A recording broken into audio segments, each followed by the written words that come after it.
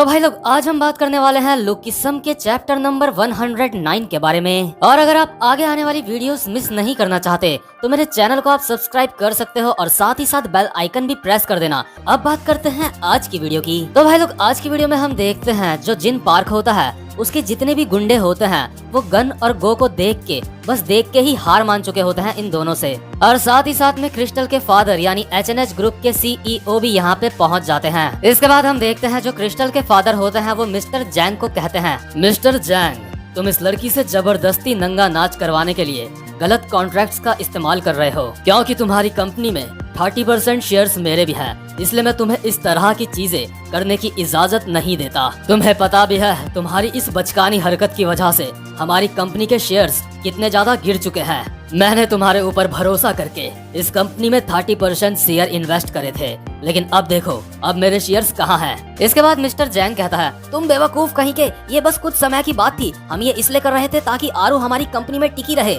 हम ये इसलिए नहीं कर रहे थे ताकि हम अपनी कंपनी के शेयर्स बेच दें। हमारा भी जितना भी नुकसान हुआ है हमें बस एक आर्टिकल छपवाना होगा और हमारा सारा का सारा नुकसान रिकवर हो जाएगा। मैं जो कुछ भी कर रहा हूँ मैं कंपनी के लिए कर रहा हूँ और मेरे ये करने से कंपनी को ही फायदा होगा। मैं जो कुछ कर रहा हूँ इस वजह से आरू को अब हमें $3 मिलियन देने पड़ेंगे। तुम्हें पता भी है जिन लड़कियों को अपने सेलिब्रिटी होने का घमंड हो जाता है उनको अपने साथ बनाए रखना कितना ज्यादा मुश्किल होता है। और जो मैं कह रहा हूँ तुम्हें तो ये पहले से ही पता होना चाहिए। तुम ऐसे ही मुझे कंपनी से नहीं निकाल सकते और वैसे भी तुम मेरी ही कंपनी से मुझे कैसे निकाल सकते हो। इस कंपनी में मेरे शेयर्स 40% है और तुम्हारे शेयर्स सिर्फ 30% हैं। और अगर मैं अपने लोगों के शेयर्स भी जोड़ लूं जो है 15%, तो इसके बाद मेरे टोटल शेयर्स हो जाते हैं 55%। इसके बाद जिन पार्क कहता है, हाँ 5% शेयर मेरे पास भी है और डेफिनेटली मैं अपने 5% शेयर अपने भाई अपने दोस्त को ही दूंगा। इसके बाद मिस्टर जैंग कहता है, अगर तुम इस बारे में एक मीटिंग भी रखते हो तो तुम फिर भी मुझे इस कंपनी से बाहर नहीं निकाल सकते। इसके बाद क्रिस्टल के फादर कहते हैं, तो तुम्हारे लोगों के पास 15% शेयर्स है, क्या तुम्हें इस बात पे पूरा यकीन है? इसके बाद मिस्टर जैंग कहते हैं, हाँ मुझे इस बात पे पूरा यकीन है। मेरे लोगों के पास 15% शेयर्स हैं और वो मुझे कभी भी धोखा नहीं देंगे। इसके बाद क्रिस्टल के फादर कहते हैं, मुझे लगता है अभी अभी एक इंसान ऐसा है जिसे तुम्हारी कंपनी के 10% शेयर मिले हैं। और ये बात सुन के मिस्टर जैंग कहते हैं, नहीं नहीं ऐसा नहीं हो सकता। और तभी हम देखते हैं यहाँ पे डीजी आता है और डीजी कहता है, आई एम सॉरी सर।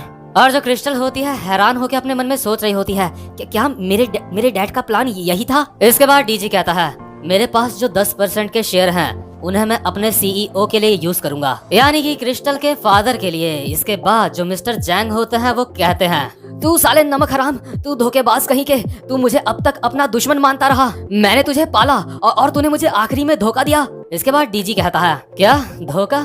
मैंने ऐसा नहीं करा, मैं तो शुरुआत से ही अपने सीईओ की तरफ था। और तुमने कहा तुमने मुझे पाला, लेकिन वो इंसान ये हैं जिन्होंने मुझे बचपन से ट्रेन करा है। इसके बाद जो मिस्टर जैंग होता है वो गुस्से में कहता है, तुम लोगों की शुरुआत से यही प्लानिंग थी। तुम लोग शुरुआत से ही मुझसे मेरी कंपनी छीनना चाहते थे। मैंने ये कंपनी बहुत ही निचले स्तर से शुरू करी थी और आज मैं इस कंपनी को इस मुकाम पे लेके आया हूँ और तुम शुरुआत से ही इसे मुझसे छीनना चाहते थे। और जो क्रिस्टल होती है अभी अपने मन में सोच रही होती है कि क्या मेरे फादर का यही प्लान था, लेकिन अभी भी। इसके बाद मिस्टर जैंग कहते हैं, लेकिन अभी भी तुम मुझे इस कंपनी से निकाल नहीं सकते।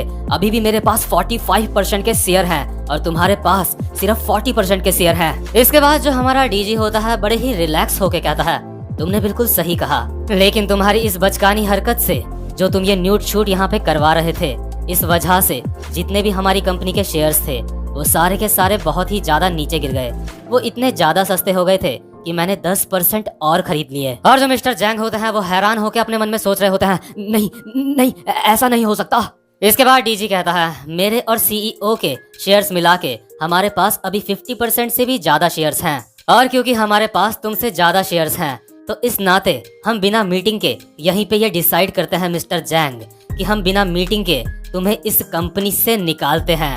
इसके बाद जो मिस्टर जैंग होते हैं वो कहते हैं, नहीं नहीं ऐसा नहीं हो सकता।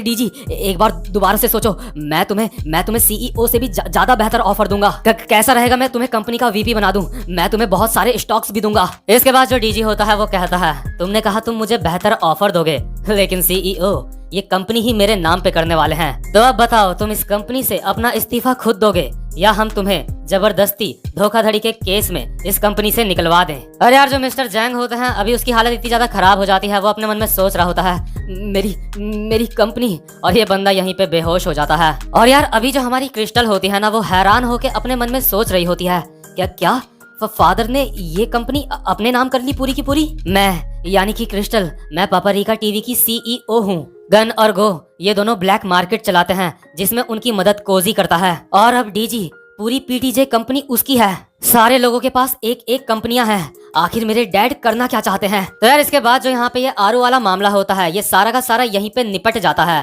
तो इसके बाद जब डीजी यहाँ से जा रहा होता है, इसके बाद हमारा हैंडसम वाला डैनियल डीजी को कहता है, हे डीजी रुको, मुझे तुमसे कुछ बात करनी है, मुझे तुमसे कुछ पूछना है। इसके बाद डीजी कहता है, मेरे पास अभी कोई भी वजह नहीं है तुमसे बात करने की, लेकिन जब वक्त आएगा तो मैं तुमसे मिलने जरूर आऊंगा। और जो हमारा डैनियल होता है वो कहता है क्या आखिर तुम्हारा मतलब क्या है? और हम देखते हैं जो डीजी होता है वो अपनी कार में बैठ के यहाँ से निकल लेता है, और हम देखते हैं जो क्रिस्टल के फादर होते हैं वो स्टाइल में बैठ के ये सारा का सारा तमाशा आराम से ऑब्जर्व कर रहे होते हैं। इसके बाद जो हमारा डैनियल होता है अपने मन में सोच रहा होता है, मेरी क्लास में जो क्रिस्टल पढ़ती है वो इस लड़की की बहन है, कि क्यों ना मैं उसको कहूँ कि मेरी मुलाकात वो डीजी से करवा दे। और जो अभी सुंदर वाली क्रिस्टल होती है अपने मन में सोच रही होती है, आखिर ये लड़का यहाँ पे कर क्या रहा है। और यार जब ये सारी की सारी चीजें चल रही होती है ना, तो उस वक्त पे हमारा जो वास्को होता है वो गो से बात कर रहा होता है और उसको याद दिलाने की कोशिश कर रहा होता है कि एक बार हम पहले भी मिले थे। लेकिन यार जो हमारा गो है उसको घंटा याद नहीं रहता कि उसके साथ पहले क्या हुआ था। इसके बाद गो कहता है, क्या तुमने मुझसे कहा था कि ताकतवर कैसे बना जाए? अच्छा, मुझे याद आ गया। ओह माय, तुम काफी ज्यादा बड़े हो चुके हो। इसके बाद वास्को कहता है, तो अब तुम्हें याद आया मैं कौन हूँ? मैंने बिल्कुल वैसी ही ट्रेनिंग करी जैसा कि तुमने मुझे कहा था। हर दिन बिना कोई बहाना बनाए 100 पुशअप्स, 100 सिटअप्स और 10 किलोमीटर रनिंग। इसके बाद जो हमारा गो होता है वो कहता है, हाँ तुमने बिल्कुल सही कहा, मैंने तुम्हें यही कहा था। और यार जो भी गो होता है अपने मन में कह रहा होता है, अबे तूने ये सच में करा? मैंने तो वो बस एक कॉमिक में पढ़ा था। और यार यहाँ से ये बात कंफर्म हो जाती है, जो गो है ना उसने वन पंच मैन की ही मांगा पड़ी थी। इसके बाद जो गो होता है वो वास्को को कहता है, वैसे अभी भी तुम इतने ज्यादा बुरे नहीं हो, आखिर तुम इतना ज्यादा स्ट्रांग क्यों बनना चाहते हो? स्ट्रांग बनने से कोई भी फायदा नहीं होता। इसके बाद वास्को कहता है, मैं तुम जैसे बुरे लोगों से ज्यादा ताकतवर बनना चाहता हूँ ताकि मैं तुम जैसे लोगों से कभी भी ना हारूं। और यार हम देखते हैं यहाँ पे गन भी होता है। गन गो को कहता है, क्या तुम टबैस्को को जानते हो? और यार जो हमारा गो होता है ना उसको अभी बहुत ज्यादा हंसी आ रही होती है। वो कहता है, क्या कहा तुमने? टबैस्को? क्या ये एक फॉरेनर है? क्या ये मैक्सिका से आया है यहाँ पे? इसके बाद जो वास्को होता है वो गो को कहता है, मैं और ज्यादा स्ट्रांग बनना चाहता हूँ, प्लीज मुझे सिखाओ। इसके बाद गो कहता है, तो ठीक है टबैस्को, मैं तुम्हें बताता हूँ तुम्हें क्या करना है। इसके बाद वास्को कहता है, क्या सच में कमाल हो गया। इसके बाद गो कहता है, तो तुम्हें रोज बिना बहाना बनाए 200 पुशअप्स, 200 सिटअप्स और 20 किलोमीटर रनिंग करनी है। इसके बाद वास्को कहता है, अच्छा मुझे पता था, यस। और गन अपने मन में सोच रहा होता है, अबे जो तू ट्रेनिंग पहले करता था इसने बस वही डबल कर दिया है, तू इतना ज्यादा इम्प्रेस किस बात से हो रहा है इससे? इसके बाद गो वास्को को कहता है, अगर तुम चाहो तो मैं तुम्हें अपने साथ मिला सकता हूँ। इसके बाद वास्को कहता है, तुम छिचोरो कहीं के, मैं तुम्हारे जैसे बुरे काम नहीं करता। इसके बाद गो कहता है, क्या सच में? और इसके बाद यार जो हमारा मोटा वाला डैनियल होता है ना, वास्को के साथ वो भी दुगनी ट्रेनिंग करना स्टार्ट कर देता है इस दिन के बाद से। तो इसके बाद सीन शिफ्ट होता है और हमें नेक्स्ट डे का सीन दिखाया जाता है, जहाँ पे स्कूल में स्टूडेंट्स आपस में बात कर रहे होते हैं। वो तुमने देखा जो पीटीजे का नया हेड है अब वो डीजी बन चुका है। और दूसरी लड़की कहती है, क्या सच में? ऐसा नहीं हो सकता।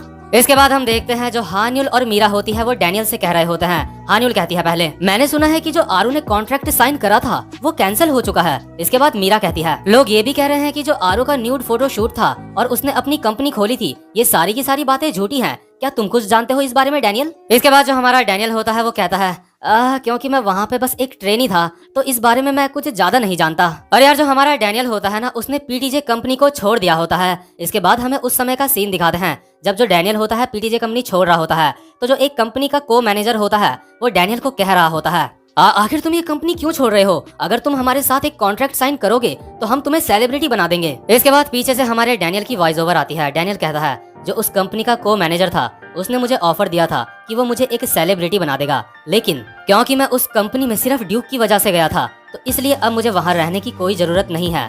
और मुझे ये भी रियलाइज हुआ ड्यूक को शुरुआत से ही कभी भी मेरी जरूरत नहीं थी। ड्यूक सच में काफी ज्यादा स्ट्रांग है। मैंने अपनी पूरी जिंदगी इस तरह से जी है, मेरे लुक्स का सबने मजाक उड़ाया है पूरी जिंदगी भर, लेकिन वो जो जगह है वहाँ पे बस लोगों के लुक्स ही मायने रखते हैं। वहाँ पे जो बहुत ज्यादा हैंडसम होता है उसको बहुत ज्यादा वैल्यू मिलती है, और मैं ऐसी जगह में बिल्कुल भी नहीं रहना चाहता। इसके बाद जो हमारा डैनियल होता है वो कंपनी के को मैनेजर को कहता है, सॉरी मुझे माफ करना, लेकिन मुझे लगता है ये जगह मेरे लिए सही नहीं है। इसके बाद जो डैनियल की क्लास में स्टूडेंट होते हैं वो डैनियल को कह रहे होते हैं, डैनियल तुम स्कूल वापस आ गए? इसके बाद डैनियल कहता है, हाँ मैं वापस आ गया। इसके बाद जो स्टूडेंट होते हैं वो कहते हैं, मैंने सुना तुम वहाँ पे बस सेलिब्रिटी बनने ही वाले थे। वहाँ पे जो नए लोगों का एक ग्रुप है जो सेलिब्रिटी बने हैं, तो उस ग्रुप का नाम क्या था? हाँ, लोग कहते हैं उनका नाम इंस्प्रिट था। वो लोग सच में काफी ज्यादा कमाल के हैं। क्या तुम भी सच में उन लोगों के साथ में वहाँ पे सेलिब्रिटी बनने वाले थे? क्या तुम ओलिवर जैंग को जानते हो? वो सच में कमाल का है। और यार जो हमारा डैनियल होता है अपने मन में सोच रहा होता है, तो फाइनली ओलिवर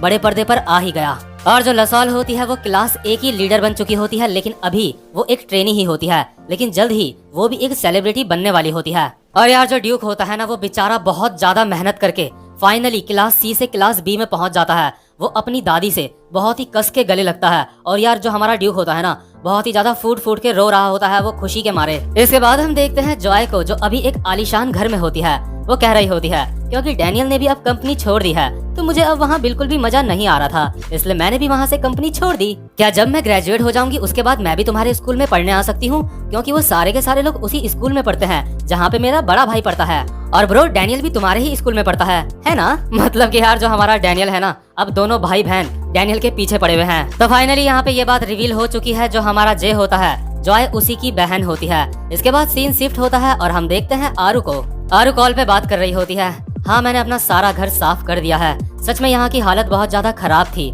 मुझे लगता है मैं सच में काफी ज्यादा बदल गई हूँ अब पहले से। जो कुछ भी मेरे पास था मैंने सब कुछ खो दिया है, और फाइनली अब मैं एक नई इंसान बन चुकी हूँ। और वैसे भी मैं गैंगस्टर्स लोगों का सहारा लेके ऊपर बढ़ी थी, इसलिए जो चीज मैं डिजर्व करती थी मुझे वही मिली है। मैं अब दोबारा से अपनी शुरुआत करूंगी, बिल्कुल एक नए इंसान के तौर पे। डायरेक्टर सर, ये नई आरू सिर्फ आपके लिए है। और जिस डायरेक्टर से आरू अभी बात कर रही होती है वो अभी कॉल पे अपनी लार टपका रहा होता है। मतलब कि यार ये जो आरू है ना, ये कभी भी नहीं सुधरने वाली। दुनिया में ऐसे कई सारे लोग होते हैं जो ठोकर लगने के बाद सुधर जाते हैं, लेकिन कई ऐसे ढीठ भी होते हैं जिनको ठोकर भी लग जाती है लेकिन उसके बावजूद भी वो सुधरते नहीं हैं। और इसके नेक्स्ट सीन में हम देखते हैं एक लड़की डैनियल की ऑनलाइन वीडियो देख रही होती है, और हम देखते हैं ये लड़की वही होती है जो भीड़ से डैनियल को इस तरह से घूर रही होती है जैसे कि वो डैनियल को खा ही जाएगी। और यार इस लड़की को देख के ऐसा लग रहा होता है जैसे ये फीमेल गंगनम लैंडलॉर्ड है। इसका जो पूरा घर होता है, पूरा रूम होता है, वहाँ पे बस डैनियल की ही फोटो चिपकी हुई होती है। लाखों फोटो उसकी वहाँ पे इस लड़की ने चिपका रखी होती है, और हवस भरी नजरों से अंधेरे कमरे में ये डैनियल की वीडियो देख रही होती है। जीहो को, जो कि एक अखंड बेवकूफ इंसान है। हम देखते हैं जीहो ने एक नया बैग लिया होता है जो कि एक लिमिटेड एडिशन होता है, और जीहो अपना ये बैग दिखा के बहुत ही हीरो बन रहा होता है बाकी स्टूडेंट्स के सामने। और अगल बगल के स्टूडेंट्स आपस में बात कर रहे होते हैं वो बैग देख के, ओ भाई ये तो लिमिटेड एडिशन है वाइप का। इस तरह के बैग्स मार्केट में ज्यादा नहीं है, तुमने ये खरीदने के लिए काफी सारे पैसे दिए होंगे। और जो जीहो होता है अपने मन में सोच रहा होता है मेरी और ज्यादा तारीफ करो, मैं तुमसे एक अलग ही लेवल पे हूँ। और जो मेरे दोस्त हैं वो भी उसी लेवल पे हैं जिस लेवल पे मैं हूँ। और हम देखते हैं जीहो के पीछे जे और हमारा डैनियल खड़े होते हैं। और यार जो क्लास की लड़कियां होती है वो डैनियल और जे की तरफ देख रही होती है, तो जो हमारा जीहो बेवकूफ होता है अपने मन में सोच रहा होता है, ओह मुझे ये महसूस हो रहा है लड़कियां मेरी ही तरफ देख रही हैं। लेकिन इसके बाद जीहो इन लड़कियों की बातें सुनता है। ये लड़कियां आपस में बात कर रही होती है, वो उस तरफ देखो वहाँ पे डैनियल और जे हैं। डैनियल सच में काफी ज्यादा कमाल का लग रहा है। और जो जीहो होता है अपने मन में सोच रहा होता है, और मैं तुम्हें दिखाई नहीं दे रहा हूँ, हम तीनों साथ में ही खड़े हैं। अच्छा अब मैं समझा लड़कियां मेरी तरफ क्यों नहीं देख रही हैं, क्योंकि इन दोनों ने जो ब्रांड्स पहने हैं वो उससे अलग है जो मेरे पास है। ये दोनों हमेशा महंगे महंगे ब्रांड्स पहन के रखते हैं। ये दोनों चांदी का चम्मच मुंह पे लेके पैदा हुए हैं। इनके ब्रांड्स देख के लोग हक्के बक्के रह जाते हैं। तुम्हें पता भी है मुझे ये एक बैग खरीदने के लिए कितनी ज्यादा मुसीबतों का सामना करना पड़ा। इन दोनों ने अपनी जिंदगी में एक फूटी कौड़ी नहीं कमाई है, तो इन दोनों को क्या पता होगा कि मेहनत करना क्या होता है। और यार असल में जो जीहो होता है ना, उसने भी बिना मेहनत कुछ भी मेहनत करे ये बैग खरीदा होता है। इसने अपनी मदर से गिड़गिड़ा के बैग के पैसे मांगे होते हैं। लेकिन तभी इसके बाद हम देखते हैं जो हमारा डैनियल होता है वो जे को कहता है, हे जे कि क्या तुम मेरी मदद कर सकते हो। इसके बाद जो जे होता है वो भागता हुआ डैनियल के पास जाता है लेकिन जब जे डैनियल के पास जा रहा होता है तो उसकी जेब से उसका पर्स गिर जाता है और ये पर्स जीहो देख लेता है। जीहो अपने मन में सोचता है जे सच में अनाड़ी है, भागते भागते उसने अपना पर्स ही गिरा दिया। डैनियल ने जे को अपनी मदद करने के लिए बुलाया और ये देख के जो जे था वो काफी ज्यादा खुश हो गया था। लगता है जे डैनियल को काफी पसंद करता है। इसके बाद जो हमारा जीहो होता है वो जे को आवाज मारने ही वाला होता है, लेकिन तभी वो अपने मन में सोचता है एक सेकंड जरा रुको, क्यों ना जे को थोड़ा परेशान किया जाए। जीहो अपने मन में सोच रहा होता है जब जे कोई सामान खरीद रहा होगा तो उस समय उसके पास पैसे नहीं होंगे तो उस वक्त वो काफी ज्यादा शर्मिंदा हो जाएगा, लेकिन उस वक्त मैं आके उसको उसका पर्स दूंगा और जे मुझसे खुश होकर कहेगा कि तुम्हें क्या लेना है जीहो, तुम्हें जो भी खरीदना है वो तुम खरीद लो। और डैनियल कहेगा कि जे कह रहा है कि तुम चिंता मत करो, तुम्हें और कुछ भी लेना है तो ले लो। लेकिन एक मिनट, जो डैनियल है वो जे की भाषा कैसे समझता है? खैर छोड़ो, लेकिन जब अभी जे पैसे देने के लिए जाएगा, जब वो कुछ खरीदेगा तो सबके सामने जब उसके पास पैसे नहीं होंगे तो उसका चेहरा देखने लायक होगा।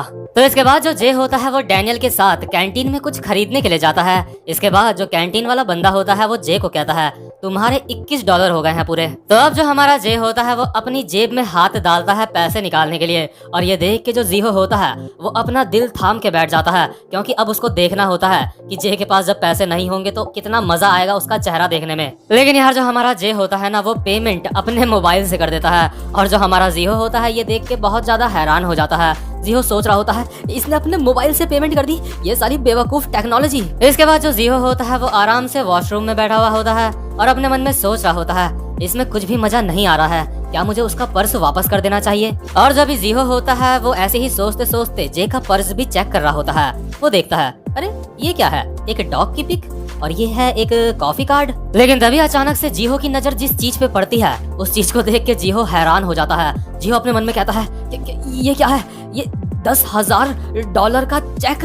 आखिर किस स्टूडेंट के पास इतने सारे पैसे होते हैं? सच में जे के पास सब कुछ है, ये कोई मामूली बात नहीं है। क्या मुझे ये पर्स उसको सीधा वापस कर देना चाहिए या मुझे उसको ये कहना चाहिए सॉरी मैं तुम्हें ये वापस करना भूल गया था। लेकिन एक सेकंड, मैं उसको सॉरी क्यों कहूंगा, बल्कि उसको मुझे थैंक्स कहना चाहिए। मैं चुपचाप से जाके जे के पीछे से चुपचाप से उसकी जेब में इस पर्स को रख दूंगा और जे को पता भी नहीं चलेगा। तो इसके नेक्स्ट सीन में जो हमारा जीहो होता है वो जे का पीछा कर रहा होता है और अपने मन में सोच रहा होता है जे की लेफ्ट वाली पॉकेट अभी पूरी तरह से खुली है, मैं इस पर्स को चुपचाप से उस पे रख देता हूँ। लेकिन तभी अचानक से जे के सामने 3 मधुमक्खियां आ जाती हैं जो जे को बस काटने ही वाली होती हैं। लेकिन यार जो हमारा जे होता है ना वो इतनी फास्ट उन मधुमक्खियों पे हमला करता है, ये देख के जो हमारा जीहो होता है वो काफी ज्यादा हैरान हो जाता है। जीहो अपने मन में सोच रहा होता है ये इंसान बहुत ही ज्यादा फास्ट है, मैं ऐसे चुपके से इसकी जेब में ये पर्स नहीं रख सकता।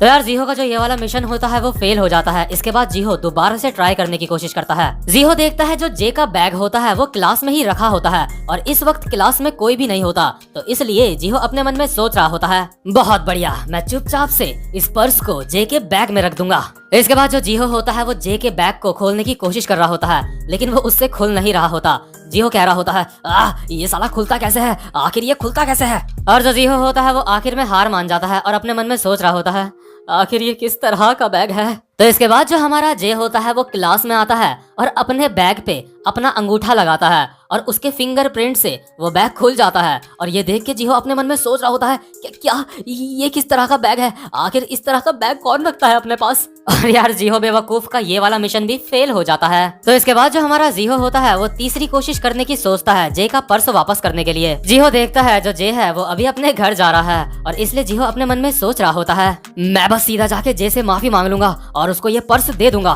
मैं कहूंगा कि जे तुमने ये पर्स गिरा दिया था और मैं तुम्हें इसे वापस करना भूल गया था। मैं जे के पास बिल्कुल ऐसे चल के जाऊंगा जैसे मुझे कुछ पता ही नहीं। तो यार जो जीहो होता है वो जे के पास जा ही रहा होता है, लेकिन तभी जो हमारा जे होता है वो अपनी बाइक उठाता है, बाइक में बैठता है और वहाँ से गोली की रफ्तार से निकल लेता है। और जीहो अपने मन में सोच रहा होता है कि क्या इस बंदे के पास बाइक भी है।